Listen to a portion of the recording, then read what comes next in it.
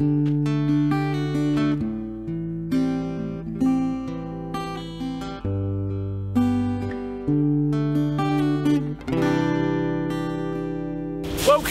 to our weekend adventure.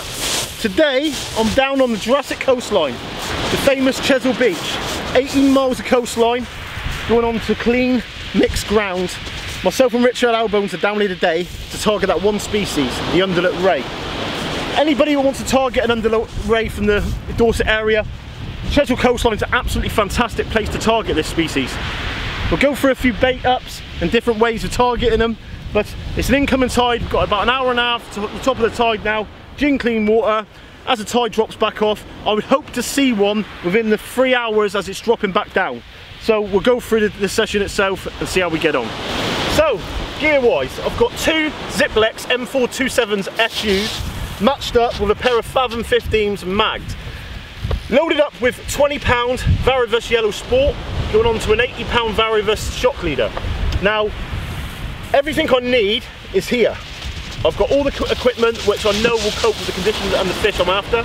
Now, I'm after that big one. We're after that big undulate ray today.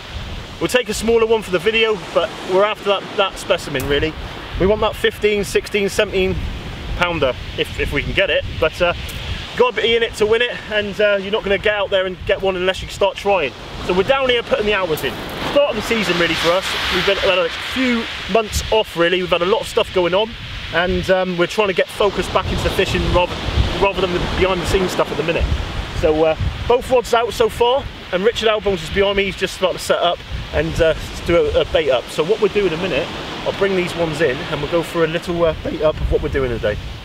So here we are, base camp. Now, if you're beach fishing, for anyone that's not done a lot of beach fishing before, the beach shelter, absolutely, you wouldn't be without it, Rich, would you? No, definitely not. Mate. It gives you a place to set up, keeps your bait out the sun, so it keeps it nice and cool. Exactly the same, if it starts raining, you've got somewhere to get in and out the way. If you want to get out of the sun, a little bit of shade as well. For those long old sessions, definitely a must to have. The breakaway seat box, another a classic example of something which you don't necessarily need, but by purchasing the breakaway the beater box, it just allows you to keep everything in. I mean, how long have you had yours for, Rich? God, 20 years. Would you be without it? No. Rucksack? Rucksack for the rocks, box for the beach. Definitely, 100%. A little bit of comfort for sitting on. The backrest comes up, and they get used a lot as well, don't they? I always bring mine up. Yeah, I do. Yeah, it's nice and comfy. Yeah, 10, 11 o'clock at night, you're sitting back, nice cup of coffee, sitting there watching the rod tips, ratchet's set, and it just gives you that lean back so you're nice and comfortable, really. But it's got all the compartments for your weights, for your lines, and just it keeps everything at the end of the day dry. That's the main focus. A lot of times when you're fishing, even if you haven't got the beach shelter, enables you to keep everything dry and in your box safe. So that's one of the main things now. Going on to the rigs. Now, rig wallet. I always use a rig wallet for everything really. I've got rig wallets for raying, I've got rig wallets for breaming, I've got rig wallets for placing, rough grounding, anything really. I've got rig wallets for it. As you can see in here now, I've got all my hooks, ready-made rigs set up. Rotten bottom release kits. This is actually my raying gear now, so this is what I take on the South Devon rocks and different things when I'm doing raying. Just enables me to have everything in. I've always got rigs made up, so I've got a mixture of pulley rigs and pulley drop down rigs. If I've finished work and I think to myself, I wouldn't mind going out tonight, the last thing you want to be doing is going home, spend an hour and a half, 2 hours getting everything ready. With obviously the type of fishing that I do, I want to be able to go bang bang in the car and gone. Am I correct? Quite correct, mate. Straight away. Yeah. Just easy access. Yeah, exactly. Got your rigs. The last thing you want to have to do when you get home is make 10 rigs up and then go fishing. Yeah. I think the only thing I do differently is I have a box with winders for the beach. It fits in the box nicely. You have a winder box, yeah? Yeah, but with the rock fishing and stuff, certainly with the eel rigs, rig wallet all the time. Definitely. Yeah. So it's another little tip there for you. Now, rig wise for the venue we're fishing, I'm using a pulley drop down rig. Now, I like this rig. A lot of people use different rigs. A lot of people like to use the pulley rigs for targeting rays, but it's just a rig that I find works well for what I want it to do really. Smallish tide, so I've got a 5-ounce lead on here today. Breakaway.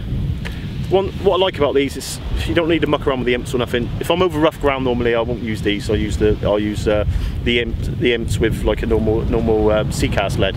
But if I'm fishing Chesil, I do like to use these. So for anybody, some of you find this boring because you obviously know, some of you know what you're doing with it, but you've got a swivel link clip on the bottom there now. It stops your leader for your rig body getting tangled up. So that's Faravis £80. I've got him there, some rig nylon. And then I've got a bead, a bent link clip from Gemini, Cox and Roll power swivel, going on to £80 shock leader from Faravis again. And then I've got a bead. Now what I've got here now, and I'll go through this a bit more in detail, that's a pulley link clip. So basically they come with a double-sided clip what goes on that. I don't like to use them. I use that on its own on to my rigs, and I use a single one I've got attached to my shock leader. I just like it because it's less on the rig, and I don't like the other way. I just like it like that, really. That's the way I like to do it. And you've got a bead on the top, and I've got a Gemini power swivel on the end. So what I'll do now is attach the business end. Right, so the business end. Got 5/0s, 4/0s and 3/0s. I'm going to go for the 4/0s today. So I'm going to get 2 hooks out. 1, 2. As you see, I can keep them right in the rig wallet. Everything's done. It's the only thing I don't really like. I always, every time I go fishing, if I'm using a rig, I'll put it back in the box, and I'll always change the trace on it all the time. Every time I go fishing, the rig bodies and that, they'll hack it most of the time, but the trace is when you're putting your bait and that on, I do like to change that. Just wrap around there. So you've basically got pennelled up your hooks at the same time. Absolutely lovely day. I think we shall see a few fish tonight, I would like to think, but we're using big hooks and big baits, targeting those rays. So one thing you've got to be patient of when you're targeting rays from Chesil Beach: dogfish. Exactly the same as anywhere.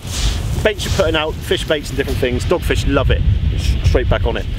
One of the other things you've got to watch out for again is conger eels. Now Chesil throughout the year always throws up some big eels. I've known them up to £50 being caught off this beach before. Absolute monsters. For that reason as well, we have got a gaff here. Now I don't like to gaff fish. I don't like to gaff fish. But having said that, if you've got a big eel in the surf, to get up under its cheek, straight up into his mouth, just to get him up out, so you don't obviously lose the fish. We're not using steel wire traces because we're not targeting eels, but if you get one on, you obviously want to land it. So that is the business end of the rig. Now on with the bait up. So for the bait now, bluey, mackerel and squid. Everything you need for targeting these underlets today. Bait elastic, number 1. Now I know a lot of guys watching this now, they know what they're doing with it, but main thing with a lot of the videos we do is tutorial, and it's about helping people. So apologies for that, guys, but if some of the guys who's watching this will never have targeted rays and that before, and obviously a few hints and tips, and hopefully they can get out there and have a go themselves and get amongst a few fish.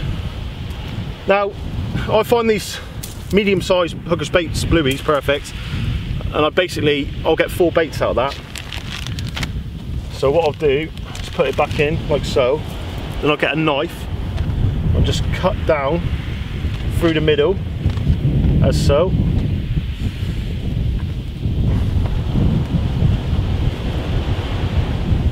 So I'm left with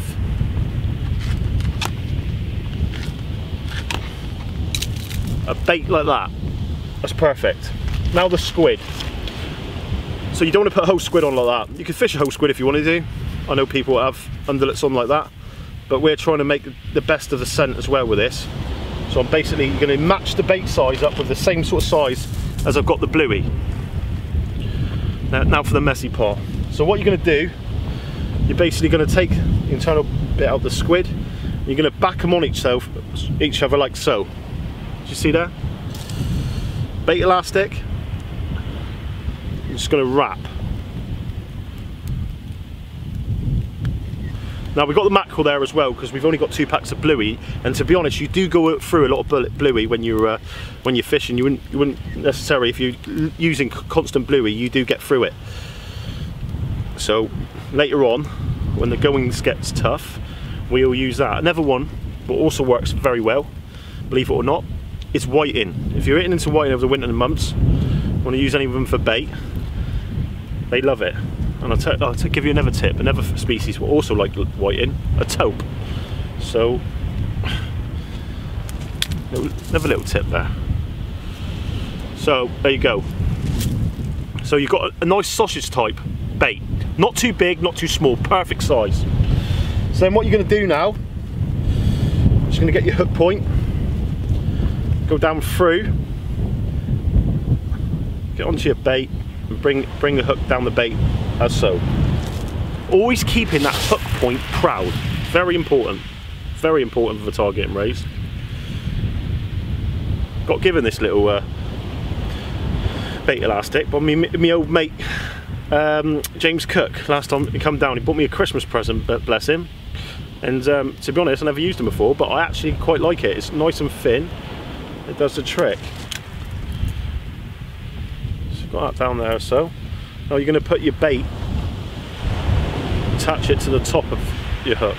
So what I like to do is come down to the top of my hook with my bait, and then bring the hook point down, but I'm always also putting it on a different side to my other hook. Hook point two sides of the bait. So there you go. So there you have perfect ray bait. So what I'll do now is I'll put that onto my trace bar, cover up the bait so it don't obviously heat up in the sun, and Mr. Albums took the bait cloth, so I'll go and get that. Another useful hint that you tip, which I actually forgot today, guys, but the old mate Rich never lets me down. When using fish baits and that, there's nothing worse than having it all over your hands all the time. You want to go and have a packet of crisp or sandwich, yuck. Obviously, with a little bait towel, just handy to keep all your stuff in. So that's the basics of what we're doing today. Now on for the good part for everybody else. Let's hopefully bang a few fish out. There is literally, I would say, we're to the right of Abbotsbury at the minute. Quite a fair way down. Took about 20 minutes for Rich to walk. He actually dropped me down first, went back and got the car, dropped the car off, and he'll do the same later on, just to get out the way of the crowds. Now, one thing I always think when fishing Chesil Beach, if you turn up to Chesil and you've got 40 anglers in one stretch, you're fighting over the same fish. Half the time it'll be one end or the other will pick up the fish. You'll get them in between and that, but what I like to do, and a tip I always give, and it's worked for me in the past, is if you turn up to a venue like this and it's absolutely crowded, go off on your own somewhere. If there's no one else there, go off on your own and get out the way from them, because you're taking away your chance of catching a fish. If you've got 100 baits out there, you've got 1 in 100 chance, or if you've got 2 rods out, you've got 2 in 100 chance of catching a fish. If you've got 2 baits out there and no one else on the beach, you've got 2 chances of catching a fish. So that's the way I always look at things, and I know a lot of the match anglers and a lot of guys up on Chesil will say the same. It's trying to get away from the crowd sometimes, and it can pay off, but also we could have come all the way down here and blanked today. You never know. I know the stretch we're on, I know the mark we're on, and I know we've had rays off here before. We haven't necessarily had an underlet off here before. We've had small-eyed, spotted and blondes. Having said that, I know full well they'll come along anywhere along this coastline. We've had them right down the bottom, we've had right up on the top underlet show up. So fingers crossed we can see one tonight.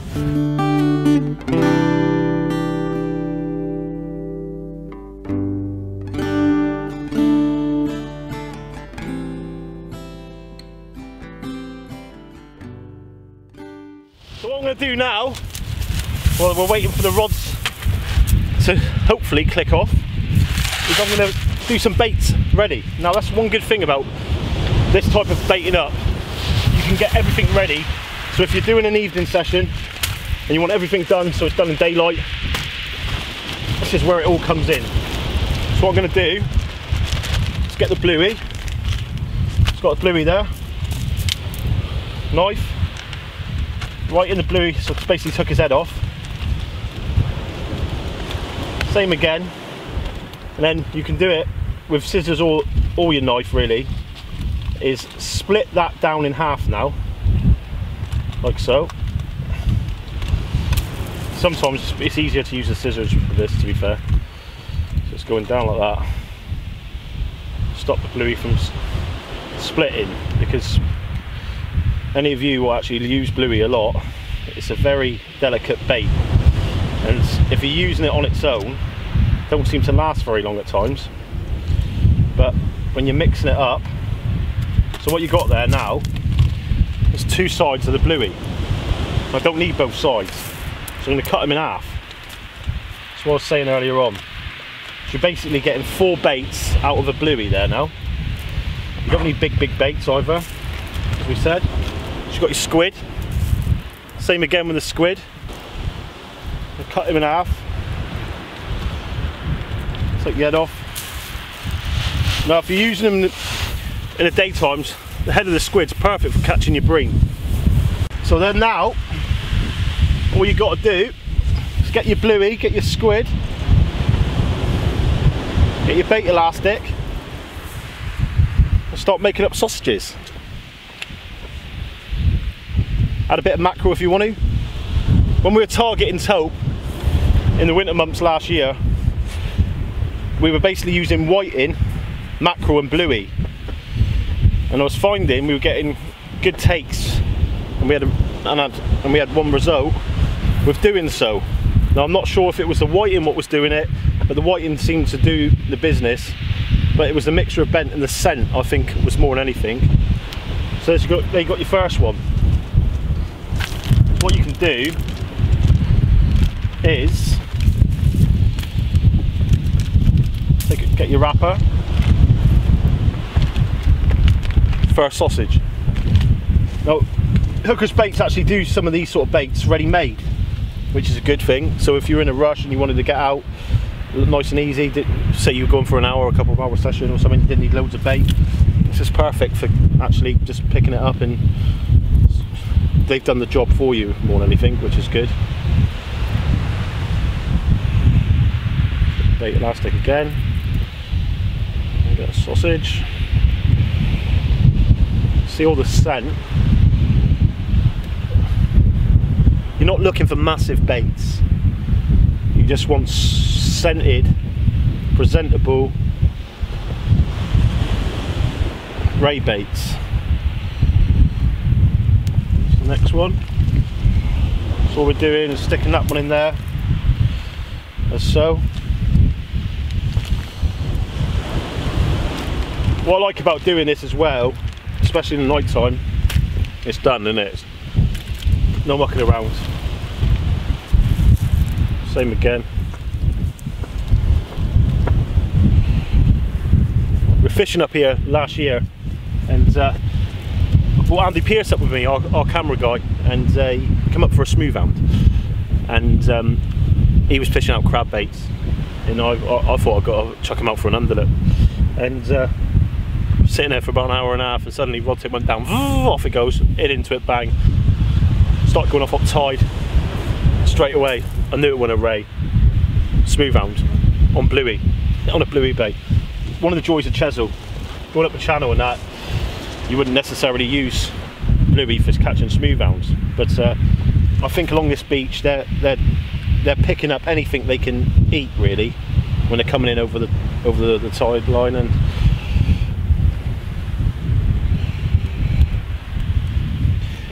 as we all found out last year, anything can happen on this beach. It can make you and it can break you. So many times I've come up over the years and think never again, just come up and wait out 8 hours, not even get a bite. And other times you come up, as we've seen, and dreams come true.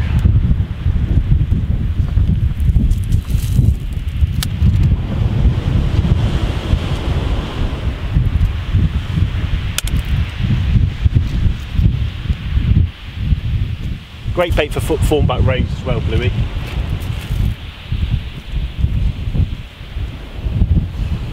Just make everyone up now. Trouble with doing it like this is when you make a load of baits up and you're fishing with someone, half the time they won't get their hands dirty now, so they go straight into your bait bag. As Mr. Albones is thinking, he stood there just finishing off his sandwich, watching his rod tip, and he's thinking to himself, ideal hand, I've got a few baits there. But I'm sure later on in the evening when they run out, Mr. Albums will get his hands dirty and make me some up.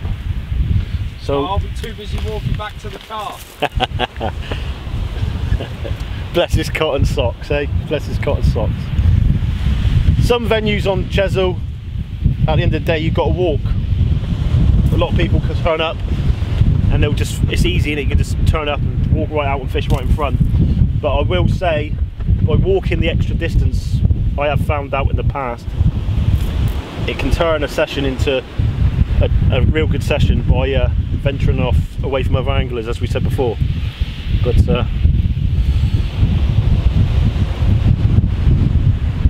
nothing fancy, guys. It's nothing fancy. All you're doing is making a presentable bait at the end of the day, and nice, smelly, presentable bait. So trim down, and that's that. Got 5 baits in there now, which we can put in as so, and all sausaged up, ready to go. Stick them right back in the box. Another thing that's quite good is the bucket. Put all your bait in there. Obviously you've got your chopping board there, your bits and pieces on. Try and get that out of the sun. Richard's packed lunch there. And another thing, a tip I'll give you, well, I've noticed he's done, and I've done it many a times in my younger years. I'd never do it now. Don't know if you can notice this, but you might be able to see in between the box what we got here and Rich's bag of crisps. We got his car keys. Now he's put them down there on the shingle. Exactly the same with bait elastic scissors. Now my mate Mr. Treby, if he's watching this, he will laugh straight away with this. He's terrible for these scissors. When I'm fishing with him, I put a little yellow bit of tape on there or something what I know was mine, and I know full well he'll cut it off. So what I used to do is put an A underneath, because then he'll go, look, it's mine, and you go, no it's not, look, you take the tape off. But when you're on the shingle and stuff, it's easily done. You're kicking bits and pieces around. What I like to try and do is keep everything in the same area, so you know where everything is. Like what I'm going to do for Rich now, I'm going to put these keys up, I'll put them in the side box, because he's put them down there. Someone's going in there to grab a can of his shandy, or he's going in there to nick his crisps later on or something. I might not get them, and then they're in the shingle, and we could spend 3 o'clock in the morning, we'll look at searching around for his car keys, which can be difficult at times. And trust me, I've seen anglers do it. So it's another little tip for fishing on the shingle for some of you. But there you go. We're going to go over to Rich now, and he's had his dinner. He's all fed up. So we'll go over and see how he thinks the evening is going to go. So here we are, Mr. Albone. All right, mate? Yeah. It's been a little while since we've done a production, isn't it? It is, mate. It's been a little while, yeah. It's a very little while. When was the last one we done? Apart from bread, when was the last one we done? Oh, I can't remember, mate. It's probably the rough ground one. Oh no, the taupe one, I think, probably. Yeah, I reckon so, yeah. Well, I was feeling poorly, wasn't it? You were. I was very well. The man, we got a lot of credit for this man that night, because with that conditions we had up there on that series for the North Devon Tails, it was challenging conditions, wasn't it? It was, yeah. And we would never have landed that fish without as many bodies there as we can, because obviously the danger part of it as well within the swell and coming through, and when you're trying to warn guys when the swell's coming back off. And we had 3 guys down there at one stage trying to it was the steepness of the rock, wasn't it? It was. And it was trying to grab the leader at the time, and we actually used the gaff at one point to get the leader so we could pull it back to be able to get hold of it, because if you had grabbed the leader and the fish had gone off, you could have lost the fish by it. By using the gaff, it was good, wasn't it? Because it's still keeping the rod tension and that there, and it allows you to take line, and it worked. It's a good way of doing it, to be honest, especially on that mark. Yeah, it was, yeah. But Rich, straight on the camera, wouldn't you? I was, yeah. I'd kept myself up further up the cliff because I was feeling quite dicky, to be honest, and I saw it all kicking off, so I ran down as quick as I could. Amazing experience, wasn't it? It was, yeah. It was a great night, and didn't care much for the walk back, but it was a bit of a nightmare of a fall. But yeah, I'm sure we'll get up there again this year. But for the underlets tonight, what do you reckon, Rich? Well, I think we've got half a chance, mate. I mean, the wind's a little bit annoying, but I think that's supposed to ease as the night wears on. We knew it, didn't we? We were going to travel up the channel and have a goes a day for a form back and see if we could get anything out, but I think we made the right decision. Yeah, I think we did. I mean, we've got building tides. They're not massive tides, but drop down from the neeps, and it's just starting to build now. So hopefully it should be all right. We've got a nice selection of bait. The sun's out, and I know the cameraman, Mr. Pierce, was up here in the week, wasn't he? He was, just got completely dogged out, unfortunately. But it can happen when you're ray fishing on Chesil Beach, as we all know. Using these sort of baits as we do. Well, yeah, it's a dogfish bait, isn't it? Well, the last ray trip you and I did up here, it was like that, wasn't it? We had guys 50 yards to the right of us pulling the rays in, and we just couldn't get through the dogs. I think they moved through in packs. And I'm a great believer in sometimes when you're getting dogged out, if you stick to it, that will pay off. Especially on the South Devon coastline, you get the dogs coming in, and the rays are there, but the dogs are not giving you a chance for the rays to get the baits out of the time. There's just so many of them, but it's part and parcel of ray fishing, I think. Yeah, I mean, touch wood, we're doing all right, aren't we? Though I mean, we've fished over the top of the tide, and no doggies, touch wood, so we'll see. That might not be a good thing.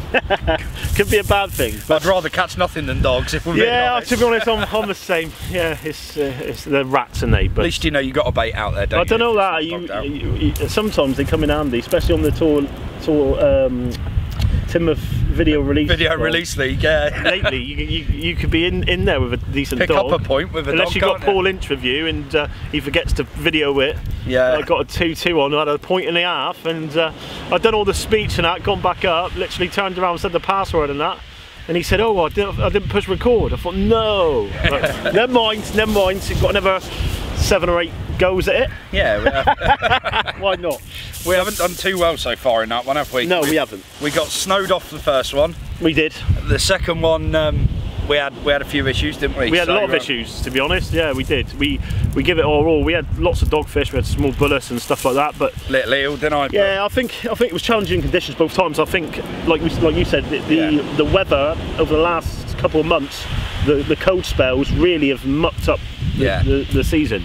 Yeah, I mean, in fairness, the boys that did get fish out over those matches done really well. Did really well. Really well. But I think considering how many guys there are in it, I think some of them done, like Bobby had the rock out the first time, and had the bullets the second time. That's the sort of species I think you want to be targeting early on. And then obviously when it starts getting in, you're going to get your smooth hounds, you get summer species and stuff like that. It's looking at what you're going to go for at certain times. And to be fair as well, that boy don't sleep, does he? He don't sleep. No. He doesn't sleep. He just goes. Lovely lad. I've got a lot of respect for that club as well, with what they're doing with the sport and taking it to different levels with the catch and release and stuff, and doing stuff what a lot of other clubs aren't doing. And I think it really takes an organisation or a club like that to stand up and say, like, this is what we're doing. We don't care what anyone else is doing. This is what we're doing. And I think a lot of people over time, and clubs and associations like Wyvern and stuff, they're doing it now. They'll have to pick up on this because it can't go on like it is forever, unfortunately. But nice forward thinking, isn't it? And it is catching. I think it's a way forward, especially with what we're doing. Like as we said, I don't think there's nothing wrong with taking fish to the table, but when you're basically soaking fish and stuff like that, I can see why it was done in previous years, and you can't have a go at anybody for it because it's just a way of life. I think we're all guilty of it. Yeah, I think everybody's done it down this area. Yeah, you know, competition fishing and stuff, but I just think times are changing, and I think we've all got a responsibility. I mean, look how many anglers there are out here today. Loads. If everybody kills everything that they catch, there ain't going to be any fish left before long. No. So we got some plans ahead of us, haven't we? We have. We've got some lots going on in the pipeline, guys. I really want to say what we got going on, but we are trying to keep it under hats because we've got a lot of stuff going on with this next 12 months, really. We've got a lot of productions, we've got a lot of projects, we've got a lot of new series, we've got a lot of old series with future episodes and stuff. And the main thing for us is to up the game. Up to game. There's so many people doing stuff. Like I remember when we first started doing this, there was no one doing it, and then all of a sudden, at the end of the day, you can't fault anybody. Everybody's got video cameras and they love fishing. And for me, it was always been about trying to do that thing and get it to a certain level. And I think it's slowly getting there. I think some of the productions we've done in the last 12 months especially, some of the best productions available in the UK in the sea angling. Hopefully, the Taupe one we done was fantastic. The views and the feedback we got back from people. The Top Rods episode, which is a joint effort, but obviously I do a lot of presenting by it. We've got Rich, Nick Panther, Andy Pierce, James Cook, Bobby Drew, Rob Wheaton, Stuart Norris. You'd be here all day naming them all, mate. There's so many guys who have took the time and the effort to put it into that series, to put across hints and tips of catching certain species to other anglers, and it's covering stuff what hasn't been covered before, and I think that's my angle with it as well. Is having the ideas and focus points and doing stuff which make us unique with what we're doing, and having the right people involved in as well. It's always been a very big thing for me, especially within the project, to have the right guys doing the jobs where they got in Sea Angling Adventures, and I think we've got a really compact good team. Yeah, I think so. Really good compact good team, and we bring in other guys involved in it, and we've got certain aspects of sea angling what we haven't got covered yet. So like Rich, it was very important for me when we were doing rough grounding and that, because I'm not a rough ground expert. Ray fishing, I know what I'm doing. That's my cup of tea. Where it comes from, like rough grounding, like even the rockling, the bullace, and the bullace especially, I've learned a lot from Rich in the last 18 months about rough ground fishing, because especially the length traces and stuff like that. Because I always use a longer trace, but as we've seen, it produces the effects of using smaller rigs and stuff. I think tend to get more bites and better fish. Yeah, I mean, I know there's people out there that would argue, and everybody's got their own way of doing it, but I think once you've got a system you're happy with, and it's proven, I mean, my biggest thing is keeping hold of the gear and not losing so much gear and not losing so many fish, really. And I just find keeping everything very compact in these snaggy areas. Simple, you know, I know a lot of people who absolutely wouldn't fish without 2 hooks, without a pennel. I'd never fish a pennel on rough ground. It's just something else to snag you an hole in it. So, you know, but it's each to their own. You know, same with me with ray fishing. You've had good results with what you use, and I wouldn't change that. No, exactly. And similarly, you know, I mean, I'm not a big ray angler. I haven't done a lot where I live. It's mostly all huss and rough ground species. So, you know, spending some more time with you and getting out on marks like we are today. I learned from guys. I learned a lot from the guys what was around me, and that's what the Sea Angling Adventures is about. Is covering all aspects of the angling at the end of the day. And like Nick Panther, he's got a thing for bass fishing. Just loves bass fishing. He'll go bass fishing in January and February. And we're like, do you want to come bass fishing, boys? And we're like, no thanks, Nick, we'll wait till the summer months, it's all right like that. And I tell you what, I swear down, a couple of times I've phoned him, and like I spoke to him earlier on, and me and him had a long day this last week, and travelling 10 hours in a car, and he literally got back, and within the space of, I don't know, 6 hours, I'm speaking to him, and he's down in Cornwall bass fishing. He's been down there since like 3 o'clock in the morning, and I'm thinking to myself, what are you doing? And no doubt he might go down there, he might pull something out. I went and done one trip with him in February, and I wish I never. I'm not saying I did wish I never. It was a really good time. We always have good fun, don't we? The banter's always there, but the fish weren't there. We had like small schoolie bass and stuff, and he was like, we've had fish. He loves bass fishing, and for anybody who likes bass fishing and that is definitely, Nick will show you from A to Z everything you need to know about bass fishing. He's had some fantastic fish over the years. To be fair, he pulls them out. He does, he pulls them out, but not always the biggest. No, to be fair, wait till the summer months. He's had him over double figures. He's had some really good bass over the years, and that's his side of to cover. Which I've never had a big bass. 6.5's my biggest bass, and I think you've actually, the venues I go, and you fish some of them as well. You've got to actually target that fish by just short casting. And you cast it over him half the time.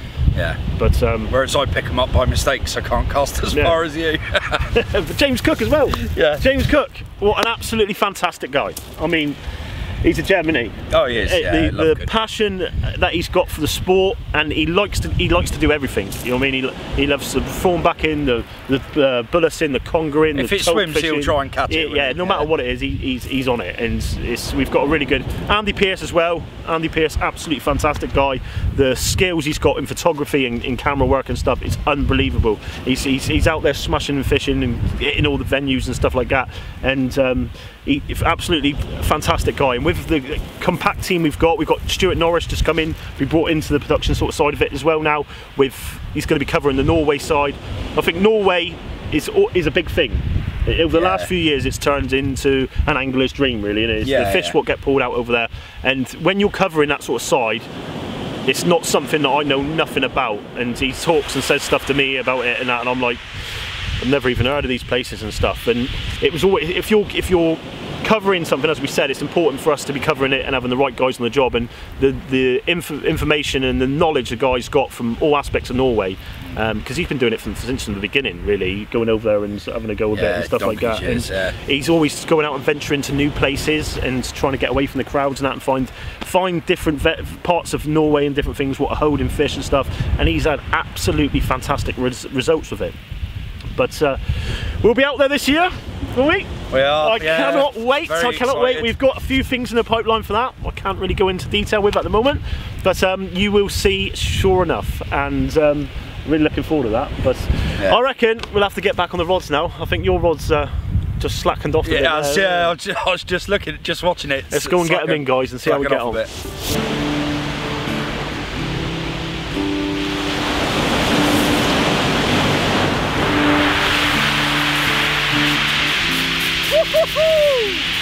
Nearly got wet feet.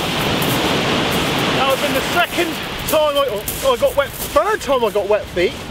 First time was Blackpool Sands in a week, and the other night I was down with Stuart Norris on a mark fishing for ray. We were fishing over a reef, and as you saw in the video, I got wet feet on to return his huss. All I'm doing now, I've cast out, and I'm just pulling back, finding that drop-off point on that trough. I've got it there now. So what I've done now, as it's dropping down the trough, my line's like that going down, so my lead's there. This is the joy of using the drop-down rig, because what happens now is my bait is at the bottom of that trough, and that's where the rays will be coming up along. And we found, within the guys we've been fishing with over the last few years, that by hitting that trough, it's better than hitting the bait right out there, because it's a feature to which is gathering food source. So any bits and pieces will be getting pushed in and out along that trough. Hopefully we'll see that ray. So as the sun goes down, we start to fish into the evening. Hopefully the fish start to come on, because we're on our third cast now for me. Mr. Album's on his first cast. Because I'm letting my bait soak more than 2 minutes. I'm a great believer of changing baits regularly. Half an hour, I think, is more than enough for a fish bait. This man thinks wrong. No, you haven't been out there half an hour, Ant. No. You got ants in your pants. I like to try and keep that scent in. We're using fish baits and stuff, and to me, that is the way I fish. Same with sand eel. If I put a sand eel out, I want the blood, I want the scent there, and 15 to 20 minutes is long enough. But some of the marks you fish, especially down South Devon and venues like that, you're waiting for tide some of the time, and in between that, you might as well leave your rod out. But I'm always a great believer of changing your baits regularly. Good job, I brought plenty of bait then, isn't it? Yeah, it is a good job. But Rich is going to be in, reel his rods in for the witness of you all now. We're going to make him, boys, we're going to make him. Let's put this one's been out the longest. Yeah, he's going to bring the other one inside now.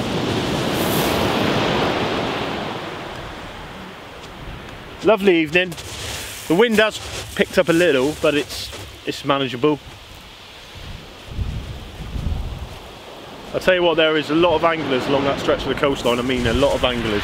We'll put the camera up around in a minute, just so you have a look. There is, I would say there's got to be 50 anglers going across there.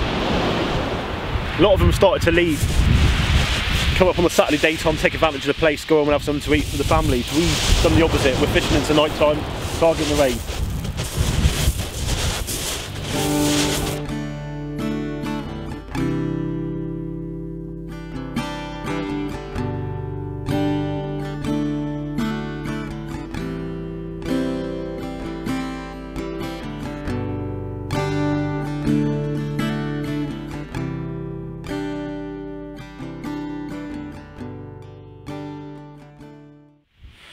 So then guys, I've just done a little bait up, ready to send another one out. This is a double sand eel bait, wrapped with a bit of squid. And we'll see how we get on with that one. Send him out.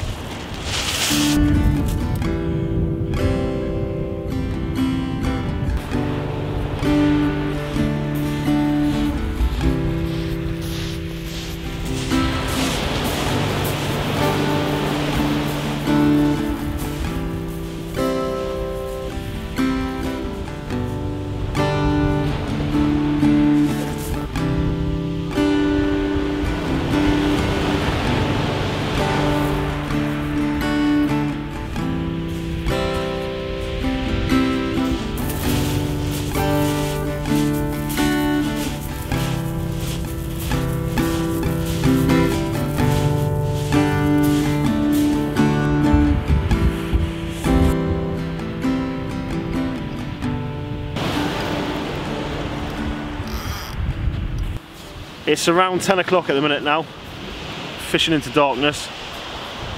Baits are going out every 15-20 minutes with no sign of one fish whatsoever. It's just barren down this end of the beach at the minute. Headlights throughout the left hand side of us. There's still a load of anglers on the beach at Abbotsbury and West Bexington as well.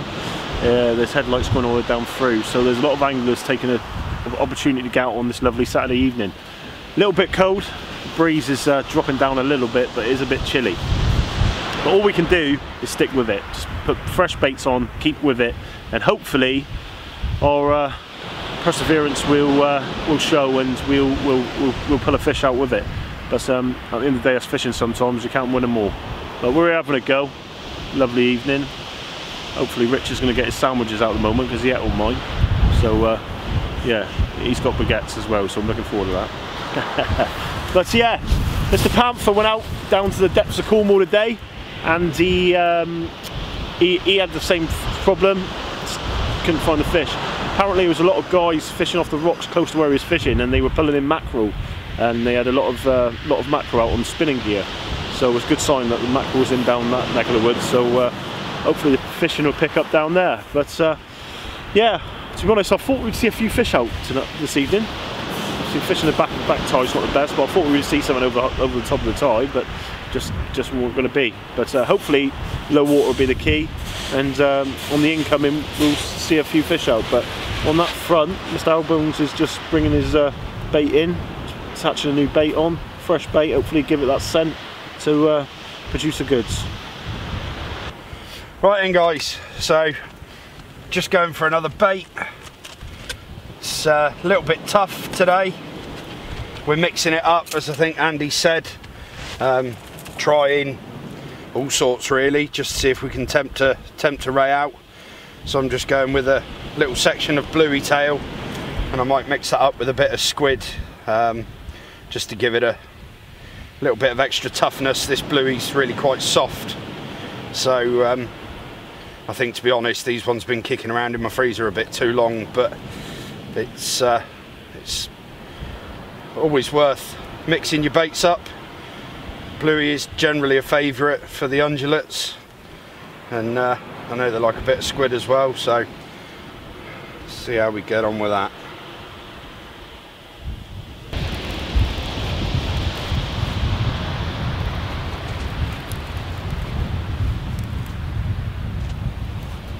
I think it's a dogfish.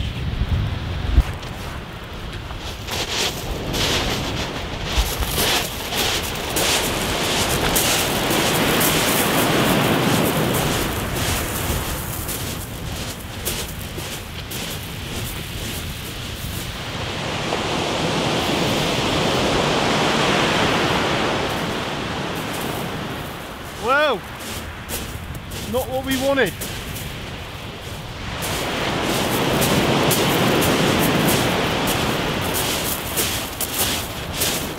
We have our first dogfish out, took on a squid bait and bluey. Hopefully we can try and get amongst them now. It's the other rod was just starting to tap off, but we don't want to see these things. Hopefully that ray's out there.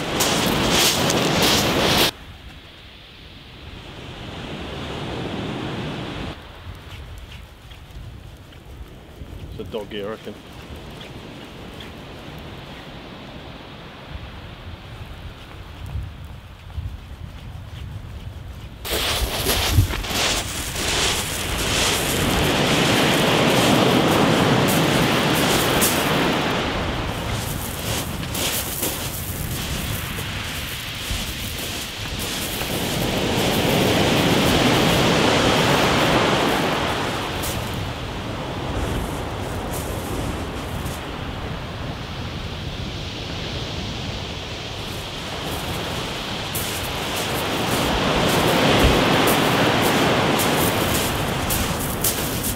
As we said, guys, at the beginning of the programme, that you've got to fight through these sometimes. Fortunately, today is one of them. The good thing, as we're approaching low water now, the fish are starting to push through, so that is a sign of activity and hopefully get this one unhooked. He's a bit deep hooked, so I'm going to get the score drawn in. I don't know where I am. We'll get try to find it today.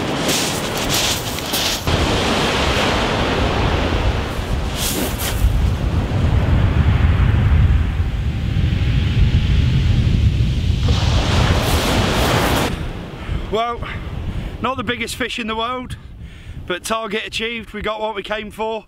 Didn't even see the bite on that, to be honest. I was just due a routine rebait, and I'd got a bit of slack. I thought I'd got it tangled up in my other rod on the retrieve, to be honest, but wound into it, and there we go. First undulate for me off the shore, so not going to break the bank. It's probably, wouldn't like to say what he is, 4 or 5 pound, maybe 6 at a push. We'll get him weighed up, but very, very pleased with that. It's nice to get what we came for at the end of the day. So, lovely fish. Really pleased to have him. Let's get him back safe and see if we can get another.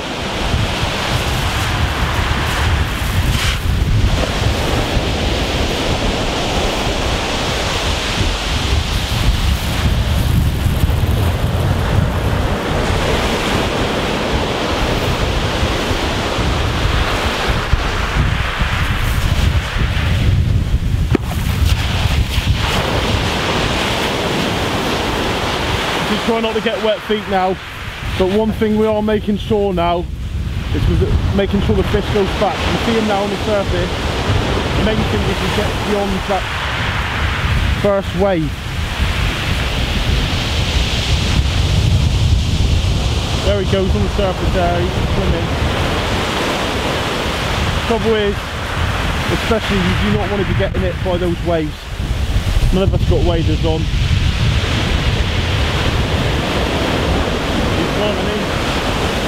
He's gone, he's gone.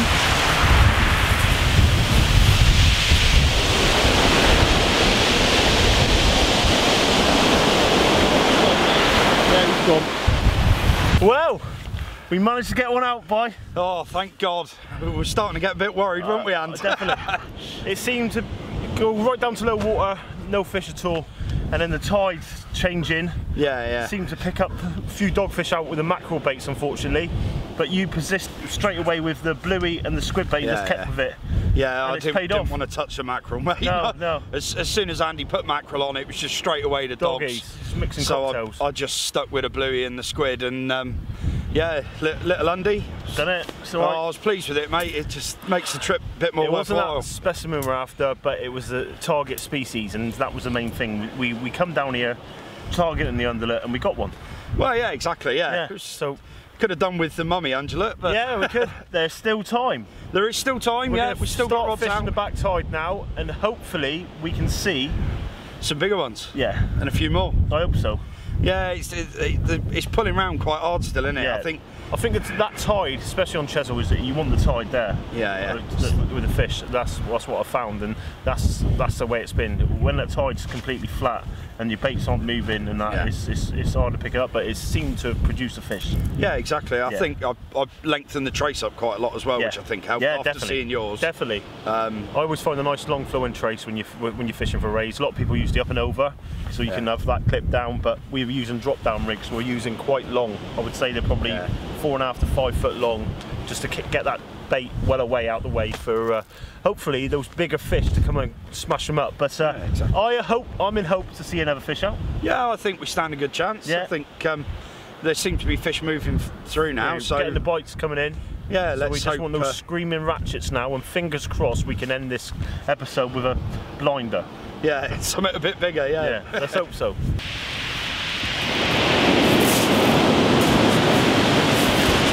Let's let it go at that. Well, guys, that was our weekend session. It was, yeah. Not a bad turnout, was it? Weather could have been a bit nicer. Yeah, a little bit of a breeze, but could have had a few more fish. Achieved. Yeah, definitely. We managed to get one out. Unfortunately, not the monsters we were after. But there's always next time. It's a time game at the end of the day, isn't it? Yeah, Hours on the bank and you will get rewards. But as we said before, anybody who wants to go out targeting an undulate off Chesil Beach, all the way along this coastline you'll get them.